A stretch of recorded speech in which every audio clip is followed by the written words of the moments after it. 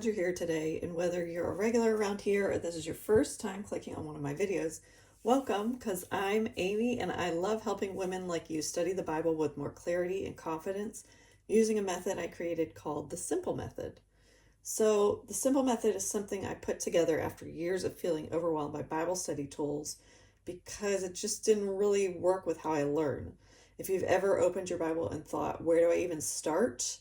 Or you're one of those visual learners like me, this is for you. So each week I go step by step through a passage or a theme, and I walk you how I use the Simple Method to break it down, reflect, and apply it to real life. So grab your Bible, a notebook, maybe some highlighters, and let's dive in together as I walk you through the Simple Method in the book of Ruth.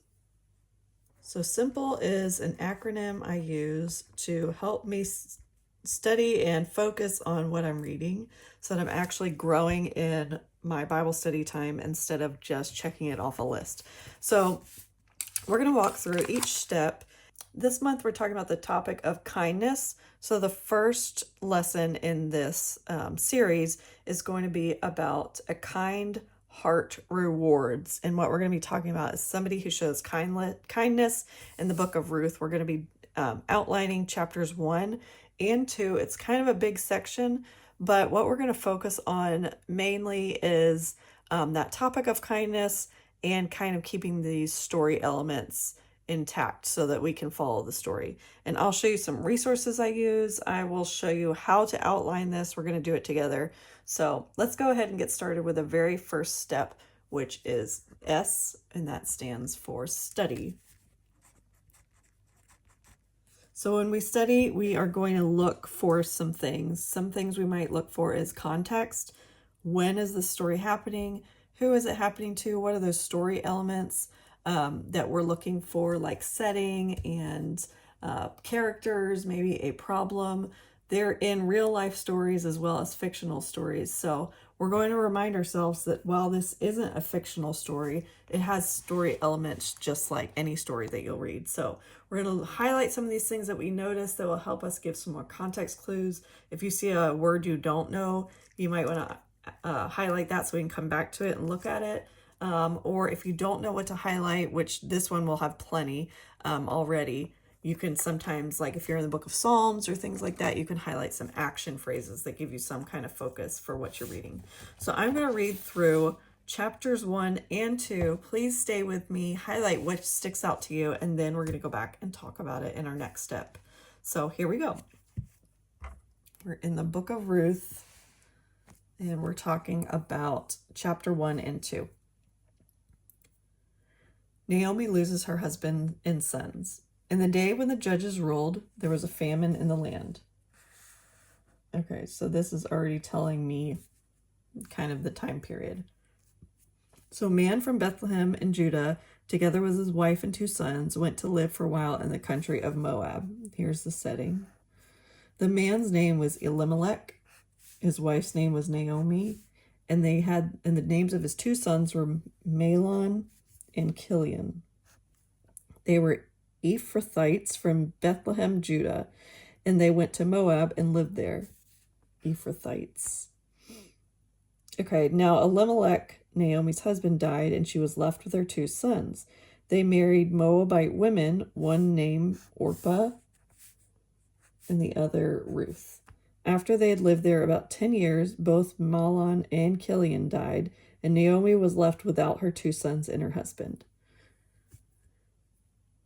Verse 6, when Naomi heard in Moab that the Lord had come to the aid of his people by providing food for them, she and her daughters-in-law prepared to return home from there.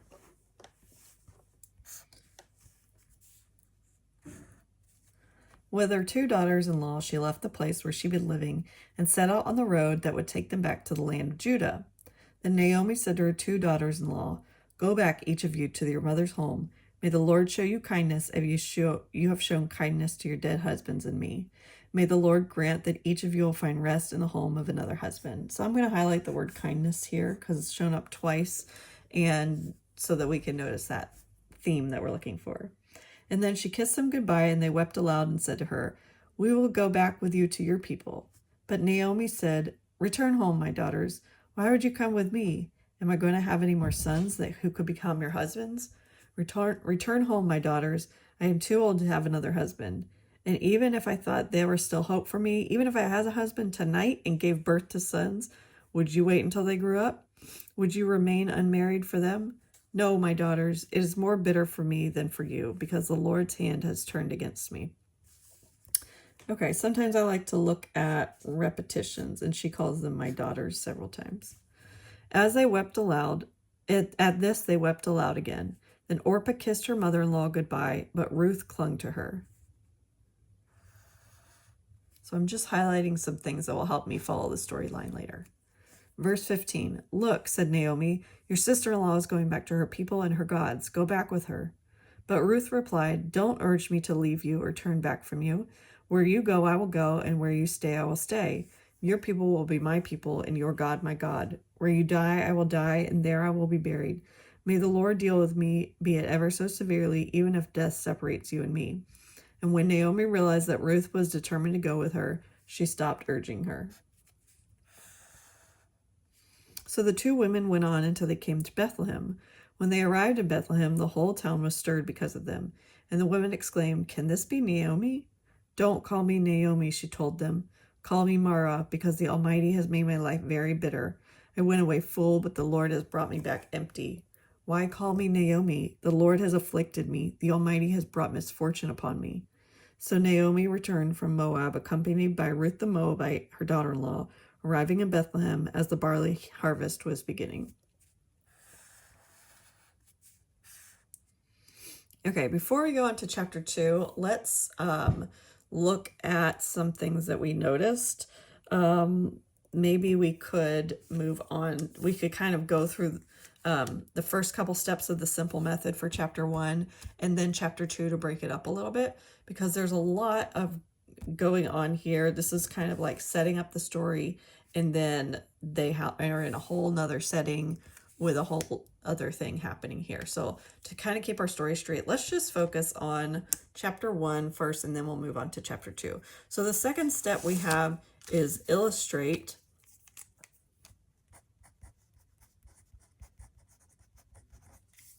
And I'm going to combine this one with map, and you'll see why in a minute. Illustrate is where I draw a scene or some doodles. And that's more of what I'm going to do sometimes when I just want to understand where I am in the story. And that actually would be good to do for chapter 2. So we're going to hold off on that. But in this one, I'm seeing a lot of stuff I need to map out. And that means organizing my ideas in a graphic organizer.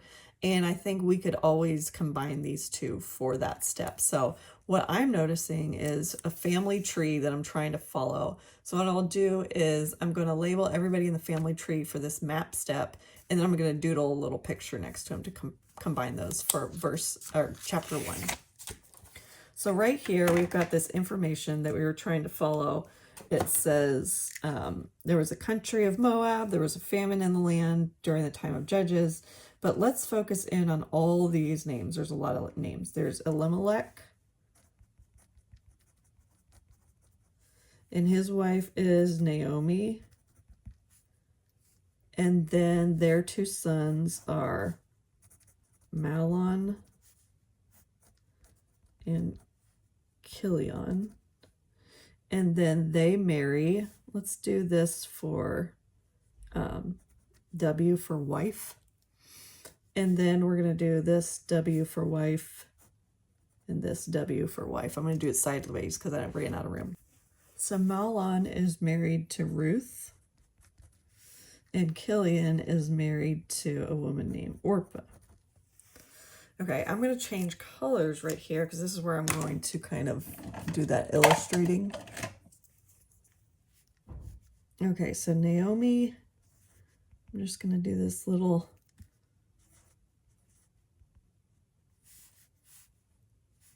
Orpah. I'm just drawing these women right here real quick. And then I'm going to draw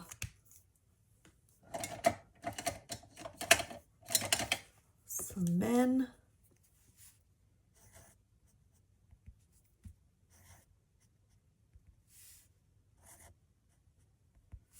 And that's combining my illustrating step with my mapping step. And then what I need to do is show that something happened to these men.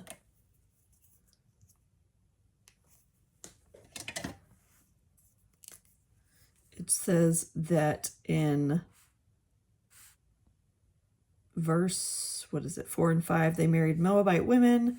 They lived there about 10 years, and both Mahlon and Chilion also died, and Naomi was left without her 2 sons and husband. Oh, because the verse 3 says her husband died. So verse 3, Elimelech dies, and then in verse 5, Mahlon and Chilion die.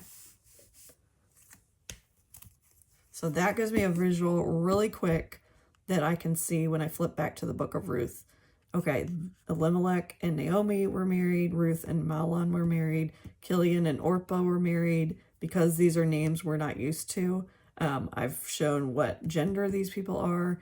And then I've X'd out the people that died. So all these women become widows.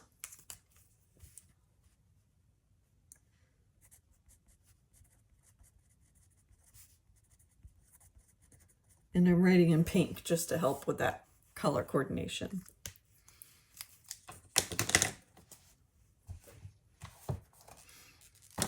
Another thing you can do to help with color coordination is circle it in that color. So we got Orpah, Ruth, Naomi, Elimelech, Mahlon, Chilion. So I just circled their names in that color as well.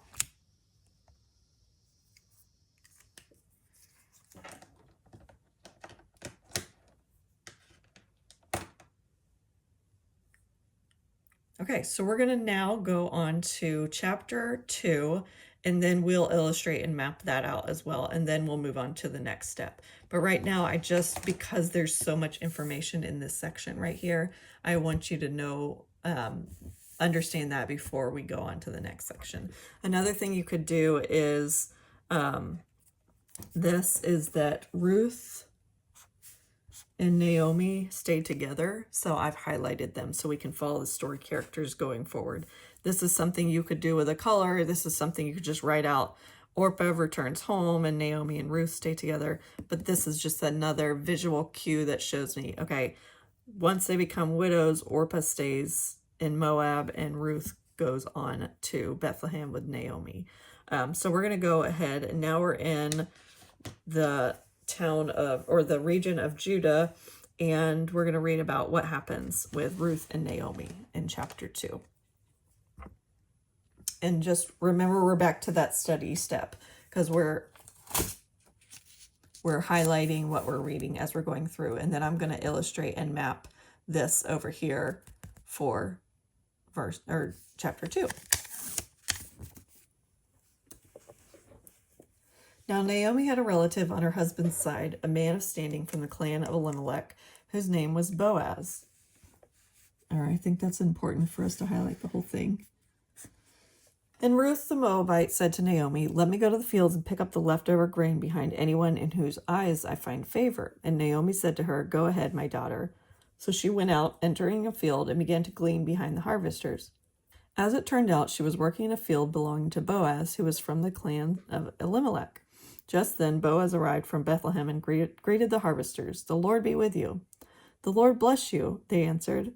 Boaz overheard this, asked the overseer of his harvesters, "Who does that young woman belong to?" And the overseer replied, "She's the Moabite who came back from Moab with Naomi." And she said, "Please let me glean and gather among the sheaves behind the harvesters." And she came into the field and has remained here from morning till now, except for a short rest in the shelter. So I'm going to highlight this because he is explaining the situation. So Boaz said to Ruth, "My daughter, listen to me. Don't go and glean in another field, and don't go away from here. Stay here with the women who work for me. Watch the field where the men are harvesting, and follow along after the women. I've told the men not to lay a hand on you. And whenever you're thirsty, go get a drink from the water jars the men have filled." I'm going to notice some things that he does to her. Stay stay here with the women. Don't go and glean in another field. These are all for her protection. She says, I have told men not to lay a hand on you. When you're thirsty, get a drink. So these are just things I'm noticing that Boaz is doing that are showing that kindness, that theme we're looking for. At this point, she bowed down with her face to the ground and she asked him, why have I found such favor in your eyes that you noticed me, a foreigner? Verse 11, Boaz replied, I've been told all about what you've done for your mother-in-law since the death of your husband, how you left your father and mother and your homeland and came to live with a people you did not know. May the Lord repay you for what you've done. May you be richly rewarded by the Lord, the God of Israel, under whose wings you have come to take refuge. So over here, he tells her, I know, I've heard of your kindness. Okay, so verse 13, may I continue to find favor in your eyes, my Lord. She said, you have put me at ease by speaking kindly to your servant. There's that kind word again. Though I do not have the standing of one of your servants. At mealtime, Boaz said to her, come over here, have some bread and dip it in the wine vinegar. And when she sat down with the harvesters, he offered her some roast grain. She ate all she wanted and had some left over. As she got up to glean, Boaz gave orders to his men. Let her gather among the sheaves and don't reprimand her. Even pull out some stalks for her from the bundles and leave them for her to pick up, and don't rebuke her. So Ruth gleaned in the field until evening, and then she threshed the barley she had gathered, and it amounted to an ephah. You know what I mean, EPHAH. I'm going to look down at this footnote real quick. It has that little F, and it says probably about 30 pounds or 13 kilograms. So while I can't pronounce this measurement, that is an ancient measurement, it means 30 pounds about. She carried it back to town, and her mother-in-law saw how much she'd gathered, and Ruth also brought out and gave her what she had left over, and after she had eaten enough. So what we're noticing here is he is just giving her all kinds of things to make sure that she's taken care of. I have a little bit on the next page.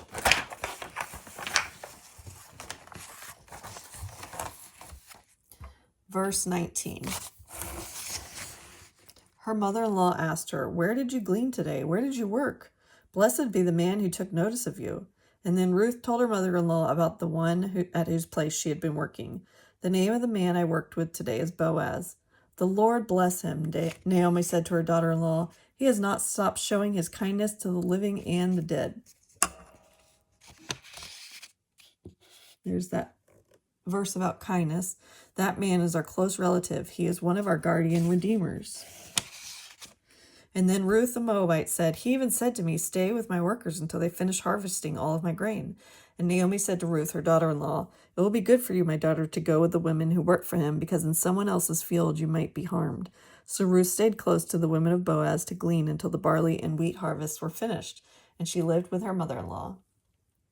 Okay, before I flip back over, let's look at this little footnote right here next to the word guardian redeemers. This is something that I'm going to highlight because you might not know what this term means. And when it has a little footnote next to it, a little tiny letter, that means at the bottom of your page, it will show you what that word means. So right here, or give you more insight about the verse. So right here, I'll highlight that as well.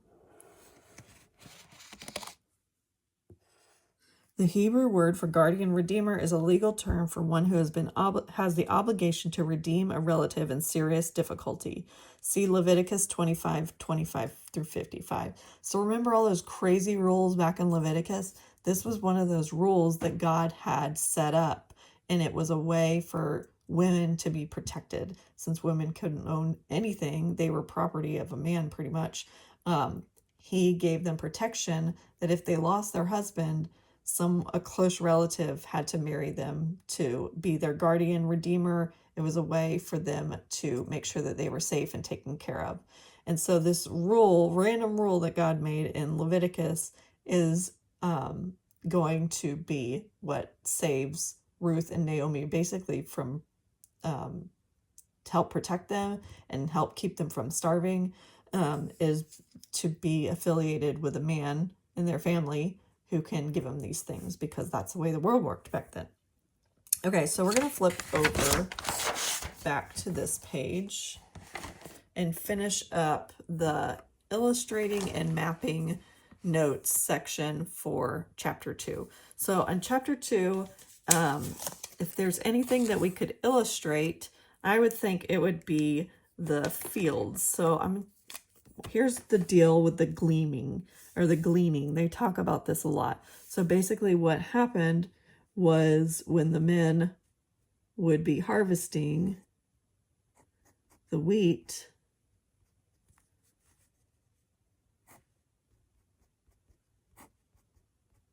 I'm going to doodle that out. I'm not sure what tool they use, so I'm just going to draw this little sickle thing. Oh, you can't even see any of this. The men are harvesting the wheat, and some of it gets left behind.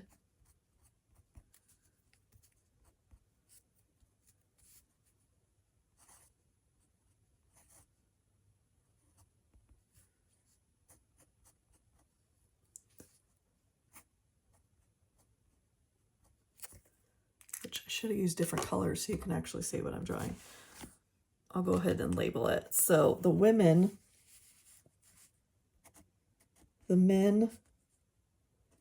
glean. Oh, the women glean.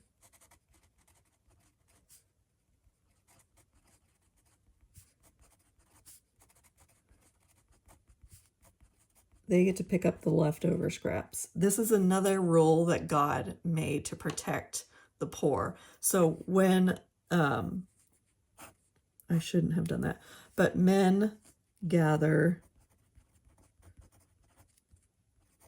the grain at harvest, and the women get to glean the leftovers, and this is what they live off of. And so Boaz was saying, you're my workers, you're just gathering this for me so that I can sell it and I can make money, but whatever is left over you leave for the women. And even he says to his workers, you don't have to just leave the scraps behind. Actually throw entire stalks in there every once in a while so she can have that to live off of. So this right here is a way for me to illustrate what's happening. This is the wheat, and they are collecting it for harvest, and he's allowing Ruth to have some that she can live off of. And she had, remember we talked about that word that I couldn't say, the ephah. Now I got to look that up.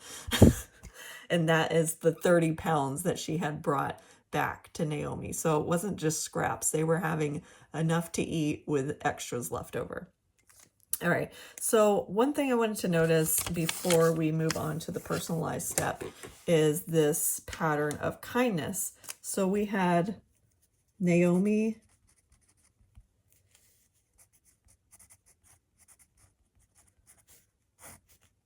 shows kindness to Ruth.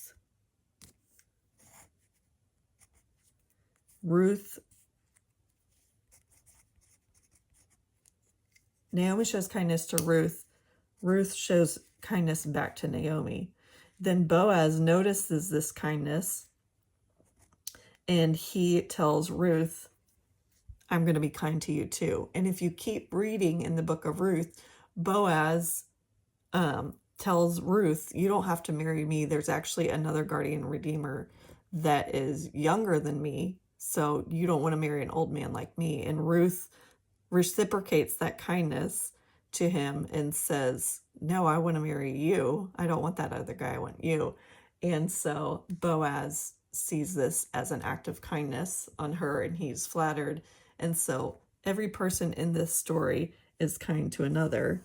Boaz hears of the kindness that Ruth has done to Naomi, and he wants to be kind to her. By Boaz being kind to Ruth, he is then kind to Naomi by providing for her too. So it's kind of a cycle of a back and forth dynamic that Ruth, Boaz, and Naomi are modeling this. It's not even cyclical. I've drawn it in a circle, but it's a back and forth. It's probably more of a star if I were to write it out differently, if you want to try it like that. But I love this theme of kindness all throughout this passage. And Ruth is only 4 chapters, so I encourage you to finish this story if you haven't finished it before. Okay, the next step is personalize, and that's where we take all this information. We've taken a whole lot of information and kind of transferred the lesson to our life. What can we get out of this so that we can learn something from this? One thing we can learn is the kindness of the story. Another thing we can learn about is the goodness of God's plan. This plan back in Leviticus of all these random rules that are coming to fruition in Ruth and blessing Ruth and Boaz and Naomi. But one thing I like to do is kind of look at what verses stand out to me and write those down as memory verses. So any of the verses about kindness, since that's my focus this month, as one of the fruits of the Spirit, I might pick one of those verses. May the Lord show you kindness. Have you shown kindness to your dead husbands and to me? May the Lord grant that each of you find rest in the home of another husband. So that's kind of a weird one to memorize, but focusing on that, may the Lord show you kindness as you have shown kindness to me. That kind of concept is something that you can memorize in your mind, to bless others who have shown you kindness. And also that verse over here where we're talking about he has not stopped showing his kindness. You can find those verses. A lot of people like to memorize the verse, your God will be my God, your people my people, where you go I will go, when they have that. So if there's a verse in here that resonates with you, you can write a section of that and put it on a card so you can memorize it and look, or have your kids quiz you on it. Another thing you could do is turn any of this into a prayer. So you might just say, God, thank you for the story of Ruth. There's so many hard stories of women in the Bible. Thank you that you recorded this and it is in here for us.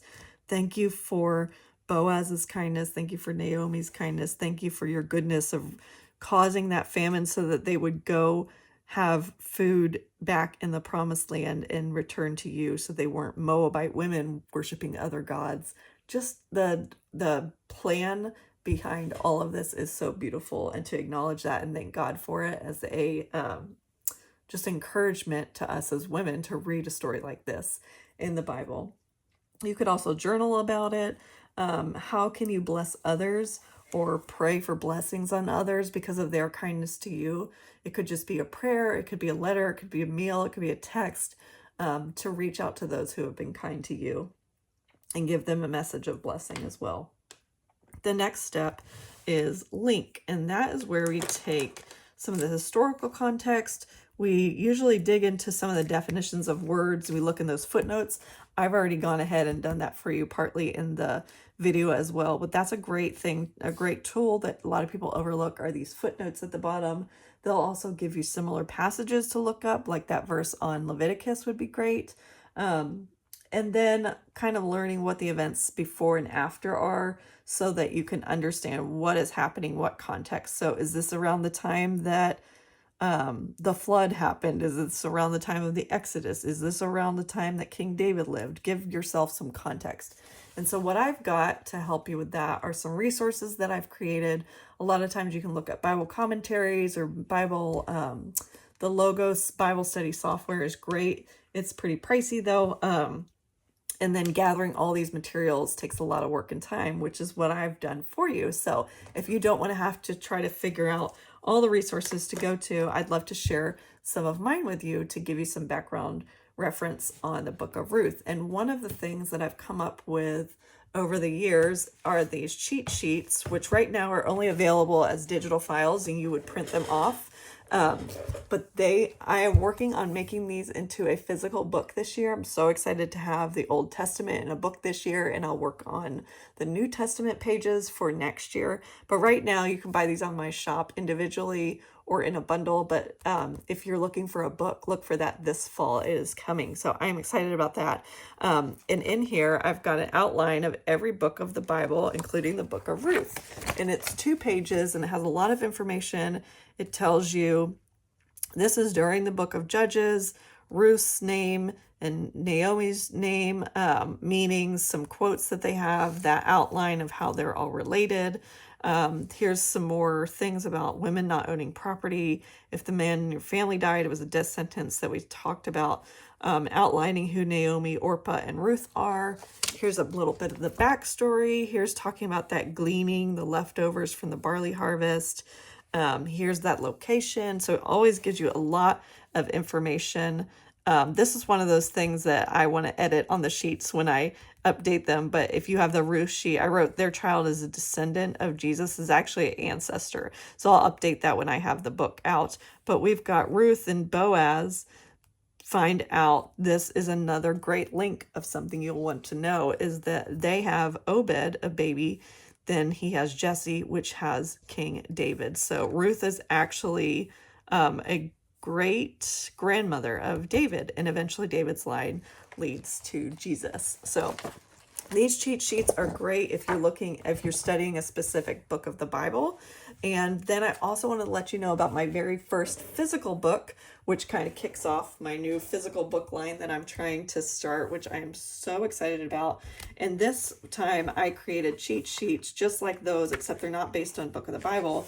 They're based on women in the Bible. And so what I had done was I was going to outline every woman in the Bible, and realized there are so many women in the Bible that I had to make an Old Testament version, and next year I'll make the New Testament version. I thought there were going to be like 20 women in the Bible. No, in the Old Testament, there were almost 200 women in the Bible. A lot of these aren't named, but a lot of them are named.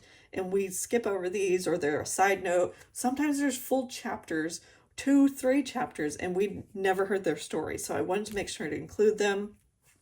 Ruth is included in here, and I want to let you know, if you have the Ruth cheat sheets as well, that outlines the actual book. This tells you everything I can find about the woman. So this actually has extra information even on Esther and Ruth, where I already have outlined their books. So let me show you those pages real quick. And this one too is a little more put together since I put it in a book form. I've got a table of contents, and it's grouped by the genre or the time period in which they lived. So we've got the Judges, and down here you see Ruth is on page 41. And I've also got, which I'm really excited about, I've got all those resources I used that I referenced earlier. And then over here, I've got an index, and it tells you every page that I teach you something about Ruth. So 40, 41, and 79. 79 is right here, so I'm going to show you real quick. This is something I also have, is a timeline of when all these women lived. And when you look over here, you've got Naomi, Ruth, and Orpah were widows that lived in the time of Judges right before Deborah's reign. And Deborah is a judge, and I have a whole page on her too. So let's go ahead and flip over to 40 and 41, where I talked about Ruth and Naomi, where you can see that it has similar things to the Bible timelines, but it's totally different information at the same time. So this one, I actually write out the names of everybody. It's not just mother, son, father. I write out the names. I write down exactly what the women's names mean. Every woman in here, I've defined, or I've looked at what their names mean. You can get more information about the way that I've colored them. These in the gray outfits mean that they're widows. I've got a whole key at the front. This is as extensive as I could possibly get it. I've got even that they are following the line to Jesus. And then I tell you a quick synopsis of some things that happen, include those maps and all those things. So I really, really am proud and excited of these resources, and I hope that they encourage you, especially when you're digging into the link section, when you want to know what's going on, who are these people, when did they live, how can I understand what I'm reading? So I'm making connections and constantly building on what I'm learning. So the very last step is expand, and that's where I just encourage you to keep going. You could either finish off the book of Ruth, since it's only 4 chapters.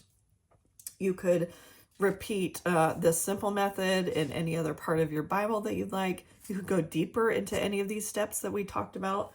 You could do that journaling prompt, who can you bless because of their kindness?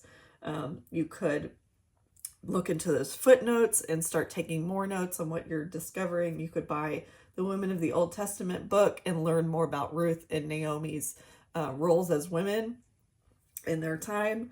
You could follow a structured reading plan, just whatever it is that gets you in the Word consistently. Make a plan for what you're going to study next. So thank you so much for joining me today. And my hope is that each one of these videos gives you a practical way to stay consistent in the Word and really connect with what you're reading. So if you want to try the simple method in your own quiet time, I've also got some free tools and lots of Bible study resources over at amycenter.com and a full guide to walk you through this method in detail over at amycenter.com/simple. So I'd love to hear what you got out of today's study. So make sure to leave a comment below if something stood out to you. And don't forget to subscribe if you want to keep walking through the Bible with me each week. Keep showing up even on those messy days. You're doing better than you think. Thanks, guys.